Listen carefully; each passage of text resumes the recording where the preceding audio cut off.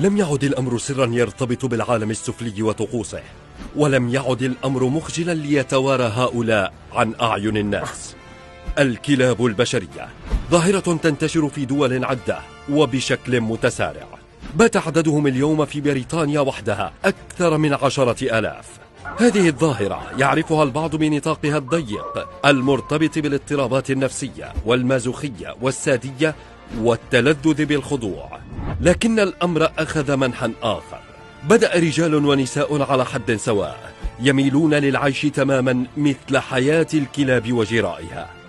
كانت دوافعهم لفعل ذلك تتعلق بتعرضهم وهم صغار للتنمر والتعنيف وزرع الخوف وعدم الثقة فيهم، فوجدوا أن حياة الجراء هي الأنسب للحصول على ما يسميه المختصون النفسيون بمساحة رأس الكلب، وهي الحصول على المرح من خلال الركض واللعب ولفت الانتباه، إضافة إلى التودد لأي شخص دون أن يرفضه أحد.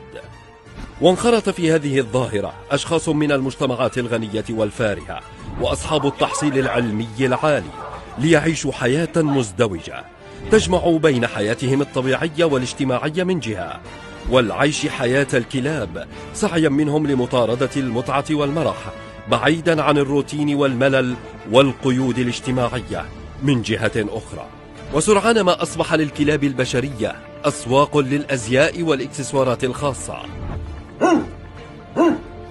هذا النباح وطريقة اللعب والتودد والحركة ليست عبثية، فهم يخضعون لدورات تدريبية من مختصين افتتحوا أكاديميات لتعليمهم سلوك الكلاب وكيف يتعاملون ويتوددون ويأكلون ويلعبون ويتشاجرون.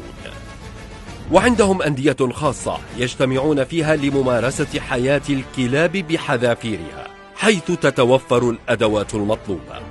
وبوجود التدريب وأكاديميات وأزياء خاصة واحتراف، إضافة إلى الانتشار الكبير لهذه الظاهرة، صارت لهؤلاء الكلاب مسابقة في أوروبا لاختيار مستر يوروب لهذه الفئة، حيث يخضع ممثلو الدول لاختبارات جسدية واستعراضية وحتى اختبارهم في لحن النباح.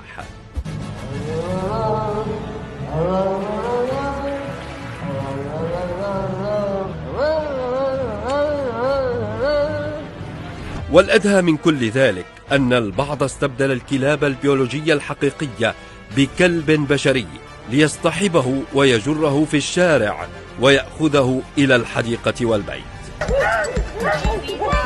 مشهد ترفضه ثقافات ومجتمعات وتقبله أخرى.